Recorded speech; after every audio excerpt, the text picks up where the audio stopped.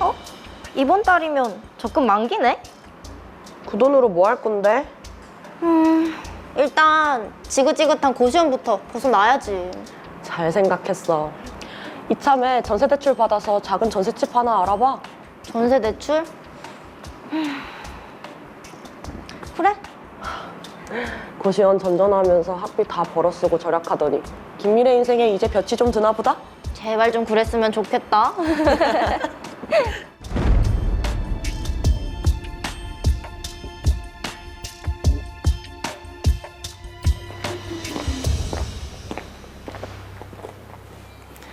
이 동네가 여자 혼자 살기 딱 좋아. 근데 여기 좀 비싼 동네 아니야? 에이, 찾아보면 미래 입맛에 맞는 집도 있겠지. 내가 여기 부동산 중개소에 전화해뒀으니까 빨리 가보자. 그래. 아가씨, 혼자 살 전셋집을 구한다고? 네. 햇볕 잘 들고 좀 널찍했으면 좋겠어요. 그럼 이 집이 괜찮을 것 같은데. 깨끗하고 좋네요. 근데 전세 보증금은 얼마나? 월 전세로 할 거죠? 네. 아마 8,000원 해야 할 거야. 아, 저희가 가진 금액이 조금 적은데 애누리 좀 해주시면 안 될까요? 하하, 이 젊은 아가씨들이 전세금도 깎을 줄 알고. 그래, 보증금은 얼마나 있는데? 전세 대출을 받아야 돼서 한 7천? 네, 7천 정도면 될 것 같아요. 아, 대출 동의도 해주시면 좋겠고요. 주인하고 통화를 한번 해볼게요.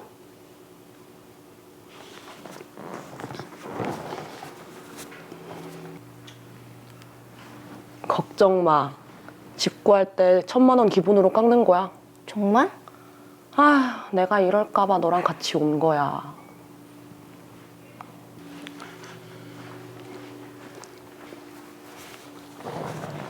주인이 그렇게 하라고 하십니다. 집 한번 둘러보고 7천만 원에 계약하도록 합시다. 감사합니다. 친구를 잘 데려왔네요. 김미래, 너의 첫 집 장만을 축하한다. 고마워. 뭐 필요한 건 없어? 전부 다 필요하지. 빌라라서 옵션이 없잖아. 가구랑 전자제품이랑 다 새로 장만하려 하니까 비용이 만만치가 않네. 일단 신용카드로 사. 뭐 매달 월급 타서 조금씩 갚으면 되지. 그리고 이 언니가 이사기념 선물로 공기청정기 하나 사줄게. 공기청정기? 그거 비쌀 텐데. 괜찮아. 나는 엄마랑 사니까 돈 들 일이 없잖아. 그냥 이 언니의 통 큰 선물이라고 생각해. 고마워, 우정아. 그럼 우선 맛있는 음식부터 내와 보거라. 함요. 잠깐만 기다려봐. 좋은 친구네요. 미래야, 아, 우정아. 요즘 전세 사기로 전국이 떠들썩하던데 너네 집은 괜찮아? 우리 집은 뭐 별일 없는데. 왜? 아니 뉴스에 맨날 전세 사기다 빌라왕이다 나오니까 혹시나 하고. 우리는 중개소 통해서 계약했으니까 그럴 일 없을 거다. 그래, 미래니 피땀 눈물이 담긴 전셋집인데 그럼 큰일 나지. 내가 사서 걱정이다. 걱정하지 말고 우리 우정씨 푹 쉬세요. 그래, 내일 회사에서 보자.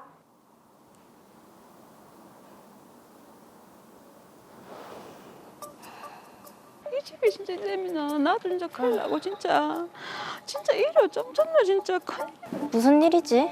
나요 진짜 이래 어쩌노 진짜. 혹시 무슨 일 있어요? 이 빌라에 사세요? 네. 아무래도 우리가 전세 사기를 당한 것 같아요. 네? 그럴 리가 없어요. 저는 공인중개소 통해서 전세 계약했는데. 이 집 주인이 갭 투자를 해서 이 빌라를 사놓고는 채무 배제를 못해가지고 이 빌라가 경매로 넘어갔답니다. 아이고 어떡해요. 그럼 전세 보증금은요? 보증금 어떻게 되는데요? 못 돌려받는 거죠. 아, 진짜. 안 돼, 보증금. 미래야, 정신 좀 차려봐. 어? 그래. 전세 사기 당한 건 피해 보상이라도 받아야 되는 거 아니야? 신고하면 돈 받을 수 있나? 신고를 해야 보상받을 방법이 생기지. 그렇네. 일단 피해 신고부터 해야겠네.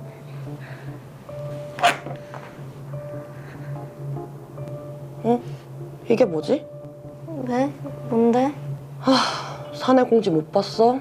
요즘 회사 어렵다고 연장 근무랑 야간 근무 다 없앤단다. 뭐? 그럼 월급이 줄어드는 거 아니야? 그지.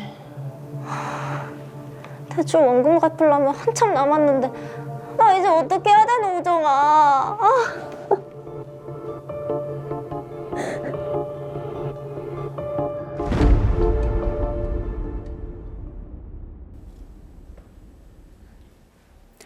네, 사회 초년생인 미래 씨, 정말 미래가 막막해질 것 같습니다. 네, 현실이 너무 가혹하네요. 네. 빨리 사건을 해결해 드려야 될 것 같습니다. 사회초년생으로 고시원에서 생활하던 김미래 씨는 그동안 열심히 모은 적금에 대출을 보태 전셋집을 구했습니다. 직장 동료 진우정 씨와 함께 집을 보러 다녔고 다행히 부동산 중개인을 통해 작은 빌라 전세를 얻었는데요.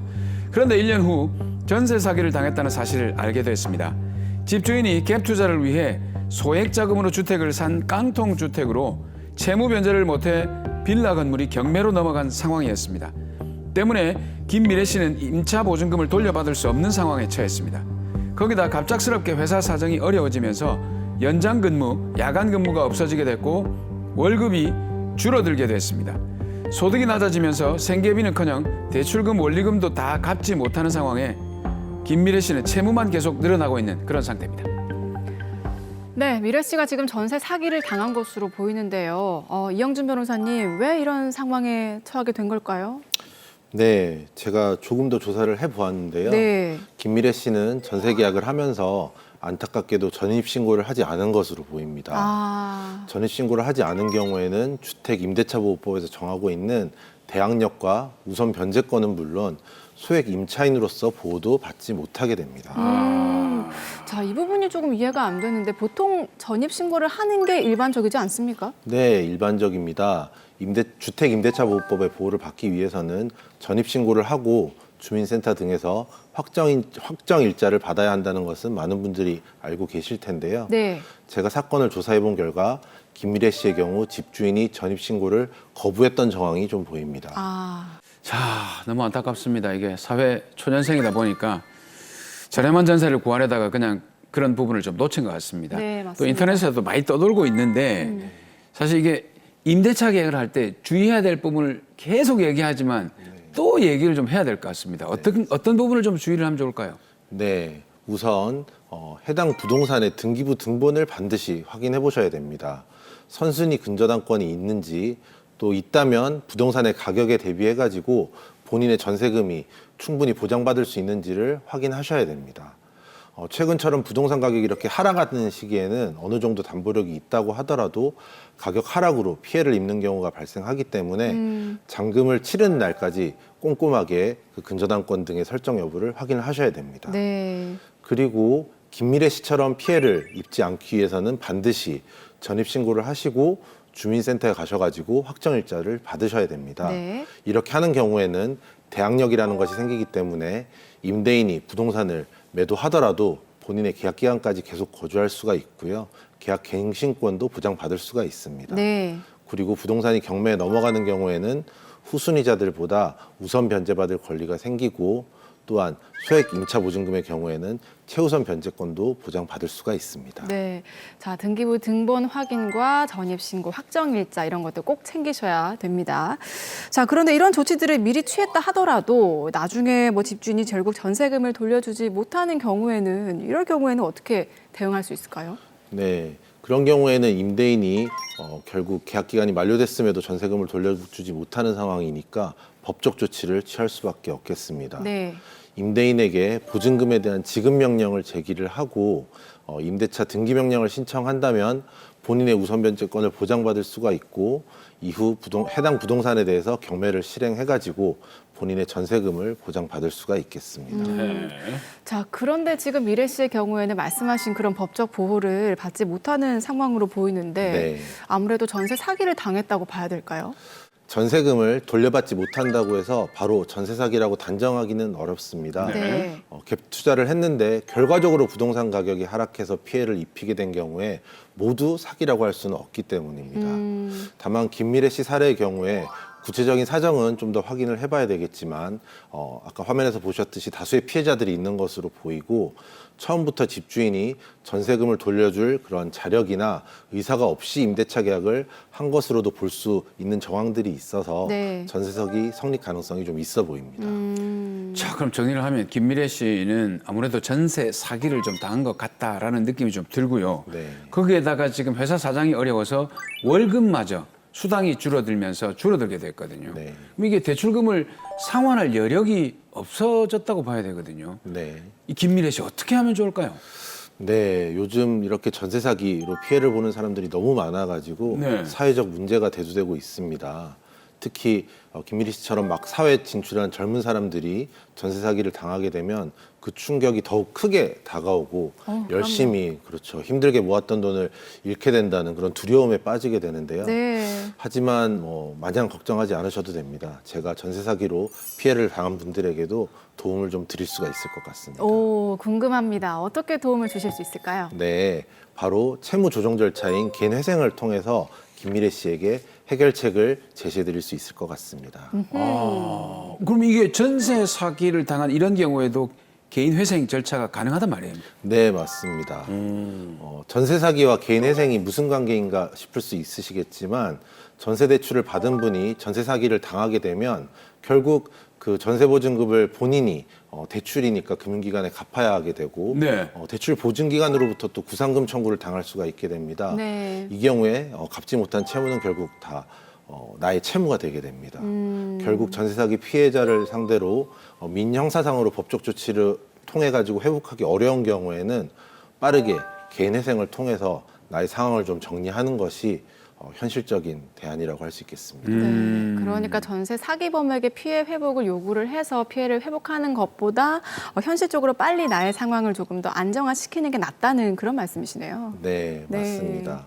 피해 회복을 하려면 전세 사기범에게 민형사상 조치를 취해야 되고 또 그 과정에서 많은 시간과 비용이 또 들게 됩니다. 그렇죠. 예. 또 이러한 조치를 취한다고 하더라도 결국 전세 사기범에게 경제적 능력이 있어야 내가 피해를 회복받을 수가 있는데 네. 상대방에게 그런 자력이 없다면 강제 집행을 하더라도 피해를 회복하기는 어렵습니다. 맞습니다. 그리고 형사상 기소가 된다 하더라도 피해액에 훨씬 못 미치는 금액을 합의금으로 제시하거나 뭐 일부 적은 금액의 형사공탁하는 것이 현실입니다.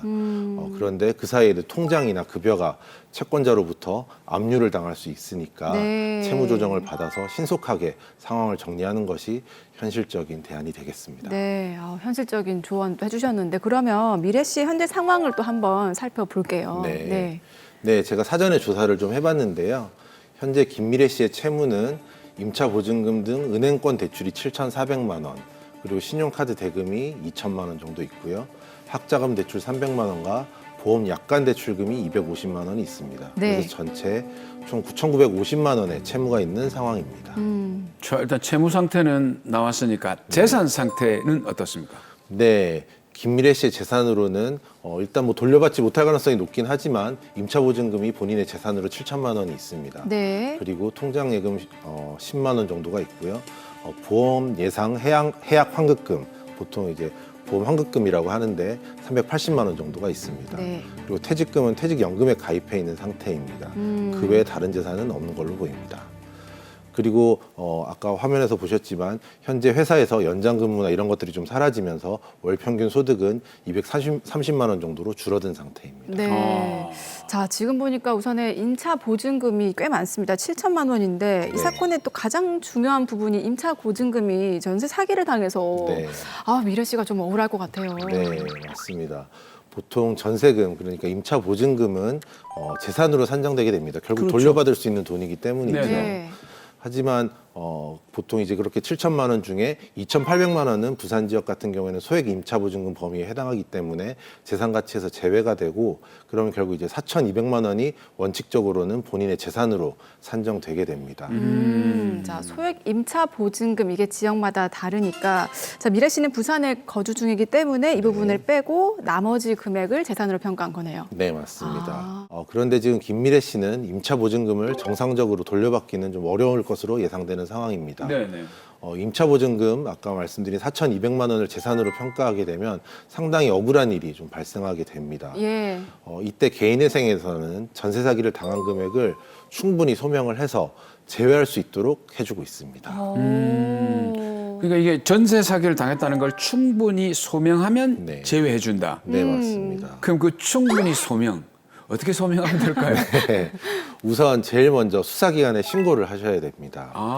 전세 사기는 엄연한 불법이므로 내가 피해를 입었다는 사실을 수사기관에 신고하고 그 신고했다는 자료를 소명 자료로 법원에 제출해가지고 이용을 할 수가 있습니다. 네. 결국 내가 그 돈을 돌려받을 수 없다는 것을 법원에 납득시켜야 하기 때문에 그 신고 자료가 중요한 자료가 되겠습니다. 근데 저는 궁금한 게 이게 전세 사기를 당했어도 그 보증금을 일부는 좀 돌려받을 수 있는 그런 네. 경우도 있지 않습니까? 뭐 그럴 가능성도 있습니다. 네. 무조건 다 못 돌려받는 것은 아니기 때문에 전문가의 정확한 진단과 평가가 좀 있어야 되겠습니다. 하지만 대부분 전세 사기는 못 받을 가능성이 높고 받는다고 하더라도 일부 금액만 받을 가능성이 높습니다. 네. 피해가 모두 회복되면 정말 좋겠지만 일부만 받은 경우에는 받은 금액만 재산으로 평가하게 됩니다. 지금 이 김미래 씨가 거주하는 이 빌라는 이 전세 보증금을 돌려받을 수 있을지 아니면 없을지 네. 여기에 대한 판단이 지금 안 서고 있는 상황인데 네, 맞습니다. 이런 경우는 어떻게 회생 절차에서 조금 차이가 있습니까? 네, 이번에 아주 좋은 소식이 있습니다. 올해 8월 31일에 부산회생법원은 전세사기 피해자를 위한 개인회생 사건 지원 방안을 좀 마련을 했습니다. 네. 전세사기 피해 금액은 청산가치에서, 즉 재산가치에서 제외해주는 실무준칙을 제정을 했는데요. 오. 그래서 김미래 씨는 피해 회복과 관계없이 일단 개인회생을 진행해 볼 수가 있겠습니다. 이야. 자, 전세 사기 피해를 당하신 많은 분들께서 도움을 좀 받으실 수 있겠네요. 네, 예, 맞습니다. 아주 희소식입니다. 네. 그래서 전세 사기를 당한 경우에 가급적 수사기관에 신고를 진행을 하시고 임대인이나 공인중개사와의 문자, 카카오톡 내역 그리고 서류를 주고받은 게 있다면 그런 내역들을 꼭 남겨두시면 보다 쉽게 법원의 자료로서 소명을 할 수가 있겠습니다. 네. 야, 아까 그 굉장히 좋은 소식이 있다고 할 때 네. 표정이 엄청 밝았거든요. 더 센 게 뭐가 좀 있을 것 같은데. 눈치를 숨겨둔 채셨네요. 뭔가가. 네. 더 좋은 소식 없습니까? 네, 한 가지가 더 있습니다. 전세사기 피해자들을 위한 구제 방안으로 부산회생법원은 청산가치에서 제외해주는 것뿐만 아니라 네. 변제 기간도 단축해주는 그런 방안을 발표를 했습니다. 변제 기간을 단축해 준다. 뭐 돈이 줄어드는 건가요? 어떤 의미입니까? 네, 맞습니다. 원래 개인회생은 기본 변제 기간이 36개월이기 때문에 네네. 정해진 변제금은 36개월 동안 변제를 해야 합니다. 네. 예외적으로 최대 60개월까지 인정할 수가 있는데 변제 기간이 짧아지면 당연히 갚는 채무가 줄어들어서 채무자에게 더 좋겠죠. 그렇죠. 이렇게 그 전세 사기 피해를 입어서 개인회생을 하는 경우에는 36개월이 아니라 최소 24개월 동안 갚는 변제 기간도 인정해주겠다는 것이 부산회생법원의 새로운 방침입니다. 야. 이야, 이게 지금 변제 기간까지 이렇게 짧아지니까 제대로 구제를 받을 수 있겠네요. 네, 그렇습니다. 다만 전세 사기 피해자라고 하더라도 24개월 변제 계획안이 허가가 되려면 몇 가지 요건이 더 있기 때문에 구체적인 사항에 대해서는 전문가와 충분한 상담을 진행하시는 것이 좋겠습니다. 네. 자, 지금 여기까지 해서 임차 보증금 관련해서는 얘기를 나눈 것 같고요. 다음으로 미래 씨 직장에서 이 소득이 조금 낮아졌습니다. 변제를 위해서는 이 부분도 중요할 것 같거든요. 네. 개인회생에서 변제금을 산정할 때 소득이 상당히 중요한데요. 네. 네네. 변제금은 최근 1년 동안 총 소득을 12개월로 나눠서 평균을 낸 금액을 개인회생에서 가구수별 사용할 수 있는 생계비를 제외한 나머지 금액으로 산정하게 됩니다. 네네. 자, 그러면 미래 씨는 최근 1년간은 소득이 좀 높아졌다가 뭐 야근이 줄면서 갑자기 소득이 떨어졌는데 최근 1년 동안의 소득을 기준으로 한다면은 변제금 산정할 때 미래 씨한테는 좀 금액이 높게 책정되는 게 아닐까요? 네, 맞습니다. 최근 1년간 소득을 그대로 변제금 산정에 반영하게 되면 당연히 김미래 씨는 좀 억울할 겁니다. 네. 그래서 이러한 경우에는 특수한 상황이라서 최근 1년간 소득을 변제금 산정 기준 소득으로 하지 않고 줄어든 소득을 받은 시점으로부터 내 평균 소득을 산정해서 변제금을 계산할 수가 있습니다. 자, 그리고요. 지금 미래 씨의 채무 현황에서 좀 약간 특이한 게 있습니다. 채무에 보험 약관 대출이 있는데 이것도 조정이 되나요? 그렇진 않습니다. 보험 약관 대출은 통상적으로 조정 대상이 되지는 않습니다. 아, 보험 환급금의 범위 내에서 보험사가 대출을 내주는 것이라서 조정을 받는 게 아니라 보험 환급금의 범위 안에서 변제를 할 수 있기 때문에 오히려 그 보험 환급금의 재산 가치를 좀 떨어뜨리는 그런 작용이 되게 됩니다. 지금 김미래 씨 상황을 보면 보험 환급금이 380만 원인데 네네. 250만 원이 약관 대출이니까 130만 원 정도가 본인의 그 남은 재산 가치가 되겠죠. 아, 자, 그러면 저희가 정리를 해보겠습니다. 자, 미래 씨의 변제 계획 어떻게 됩니까? 네, 김미래 씨는 월 평균 소득이 230만 원이고 1인 가구 생계비 133만 7,067원을 생계비로 사용하면 월 변제금은 96만 2,933원 정도로 예상이 됩니다. 종합적으로 김미래 씨는 월 96만 2,933원을 36개월 동안 총 3,466만 5,588원 변제하고 이자는 전액 탕감받고 원금도 35.73%만 변제한 뒤 나머지는 모두 탕감받는 변제안이 기본적으로 예상이 되고요. 아까 설명드린 것처럼 24개월까지 줄어든다면 네. 더 줄어든 변제 기간이 가능하겠습니다. 근데 변호사님 좀 다른 게 하나 있습니다. 네. 제가 좀 날카롭게 포착을 했는데 뭔가요? 올해 지금 1인 생계비가 124만 원이거든요. 네. 근데 133만 얼마라고 얘기하셨는데 이게 다르지 않습니까? 그러네요. 네, 정확하게 잘 보셨습니다. 벌써 2023년이 얼마 남지 않았습니다. 김미래 씨는 제 1회 변제를 2024년 1월 이후에 하게 되니까 내년도 2024년도의 생계비로 변제 계획안을 한번 구성을 해봤습니다. 이게 생계비가 매년 다르게 인정이 되나 보네요. 네, 맞습니다. 매년 물가가 오르기 때문에 이에 맞춰서 기준 중위소득이 조금씩 높아지면서 매년 생계비로 사용할 수 있는 금액이 조금씩 오르게 됩니다. 생계비 적용은 기본적으로 신청 연도를 기준으로 적용을 하지만 첫 변제일을 기준으로도 주장을 해볼 수가 있습니다. 첫 변제일은 보통 60일에서 90일 사이에 진행되게 되니까 네. 지금쯤 신청하게 되면 첫 변제일은 내년이 됩니다. 그래서 2024년도 기준도 한번 적용해 볼 수가 있겠습니다. 네. 아이고, 정말 앞이 막막했던 미래 씨에게 한 줄기 빛 같은 그런 해결책이었던 것 같은데요. 마지막으로도 미래 씨에게 또 한 말씀 덧붙여 주세요. 네. 전세 사기는 거주 안정에 큰 위협이 되는 매우 죄질이 나쁜 범죄입니다. 특히 사회에 나온 지 아직 오래되지 않은 젊은이들에게 크나큰 좌절감과 상실감을 남깁니다. 요새 기승을 부리는 전세 사기 해결 방법은 분명히 있습니다. 김미래 씨와 비슷한 피해로 고충이 있는 분들은 너무 걱정하지 마시고 바로 법률 전문가를 찾아서 하루빨리 상황을 해결하시기 바랍니다.